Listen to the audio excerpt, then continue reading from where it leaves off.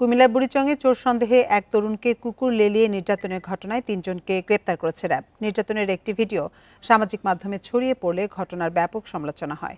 শুক্রবার জেলার ময়নামতি ইউনিয়নের দেবপুরে সাকুরা স্টিল মিলে এই নির্যাতনের ঘটনা ঘটে। সকালে এক সংবাদ সম্মেলনে র্যাব জানায়, সম্প্রতি ওই স্টিল মিলে ডাকাতির কারণে নিরাপত্তা কর্মীরা বাড়তি সতর্ক ছিল। শুক্রবার জুমার নামাজের সময় জয়কুমার সাহা নামের এক তরুণ মিলের ভেতর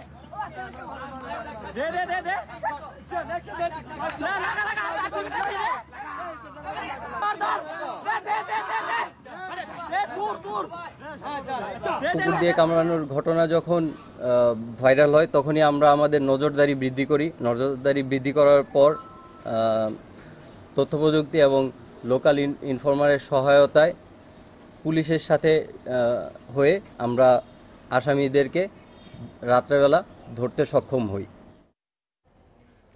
এ নিয়ে বিস্তারিত জানাতে কুমিল্লা থেকে আমাদের সাথে যোগ দিচ্ছেন সহকর্মী তানভীর খন্দকার। তানভীর, জয়কুমার সাহার শারীরিক অবস্থা এখন কেমন আছে, আর তিনি তো পুলিশ হেফাজতে রয়েছেন, প্রাথমিক জিজ্ঞাসাবাদে তিনি পুলিশকে কি জানিয়েছেন? যিনি আসলে ভুক্তভোগী জয় কুমার সাহা, তাকে বুড়িচং জেলা উপজেলা থানা পুলিশের হেফাজতে রাখা হয়েছে। তিনি বুড়িচং উপজেলা স্বাস্থ্য কমপ্লেক্সে, সেখানে তাকে জলাতঙ্কের ভ্যাকসিন দিয়ে রাখা হয়েছে বলে আমাদেরকে আইন শৃঙ্খলা বাহিনীর পক্ষ থেকে জানানো হয়েছে। আর আজ সকালে র্যাব 11 CPC 2 এর অধিনায়ক মেজর সাদমান ইবনে আলম আসলে পুরো বিষয়টি তারা ব্যাখ্যা করেছেন এবং তারা জানিয়েছেন যে গতকাল এই কুকুর দিয়ে কামড়িয়ে নির্যাতন করে চুরির অভিযোগে যেই যুবককে সাকুরা স্টিল মিলে নির্যাতন করা হয়েছিল তাকে তারা উদ্ধার করেছেন এবং পরবর্তীতে সেখান থেকে 3 জন নিরাপত্তা কর্মীতে, ওই স্টিল মিলের নিরাপত্তা কর্মীতে কিন্তু তারা গ্রেফতার করেছেন।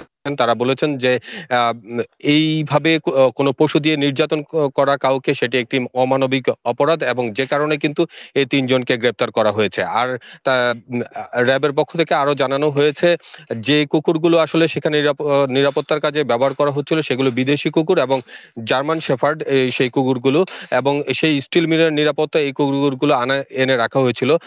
সম্প্রতি ওই স্টিল মিলে একটি ডাকাতির ঘটনা ঘটে এবং এরপর থেকে সেখানে নিরাপত্তা বাড়ানো হয়েছিল বলে আইন শৃঙ্খলা বাহিনীকে জানায় স্টিল মিল কর্তৃপক্ষ। এবং গতকালকে আসলে জয় যখন সেখানে প্রবেশ করে জুমার নামাজের সময়, তখন উৎপত্তি থাকা নিরাপত্তা কর্মীরা তাকে আটক করে এবং পরবর্তীতে তার প্রতি কুকুর লেলিয়ে দেওয়া হয়।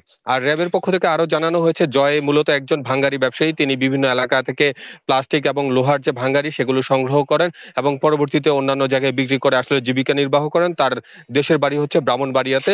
মূলত সেই জায়গায় থেকে এসে তিনি কুমিল্লার এই স্টিল মিলে এসেছিলেন এবং তাকে নিরাপত্তা কর্মীরা যখন ধরে তখন তাকে আসলে চোর সাব্যস্ত করা হয় এবং সেখানেই তার প্রতি এই কুকুরগুলো লেলিয়ে দেওয়া হয়। তবে এই ঘটনা যখন সামাজিক যোগাযোগ মাধ্যমে ছড়িয়ে পড়ে তখন কিন্তু আমরা দেখেছি যে এই অমানবিকভাবে যে নির্যাতন করা হয়েছে সেটির প্রতি আসলে ক্ষোভ প্রকাশ করেছেন নেটিজেনরা। তারা কিন্তু বলেছেন যে এভাবে কাউকে আসলে নির্যাতন করা যুক্তিযুক্ত নয়। কেউ যদি অপরাধী হয়ে থাকে তাহলে যে আইনানুগ প্রক্রিয়া তাকে সেইভাবে পুলিশের কাছে সাব্যস্ত করা যেত এবং চুরির অপরাধে তাকে কিন্তু বিচার করা যেত, কিন্তু এভাবে চুরির অপরাধে তাকে যে নির্যাতন করা সেটি কোনোভাবেই কাম্য নয়। তো র্যাব আসলে 3 জনকে গ্রেপ্তার করেছে, তারা তাদেরকে জিজ্ঞাসাবাদ করছে এবং পরবর্তীতে তাদেরকে জেলা পুলিশের মাধ্যমে পরবর্তীতে আইনানুগ ব্যবস্থা নেওয়া হবে বলে আমাদেরকে জানানো হয়েছিল।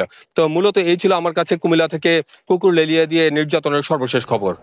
কুমিল্লা থেকে সবশেষ তথ্য জানাচ্ছিলেন সহকর্মী তানভীর খন্দকার।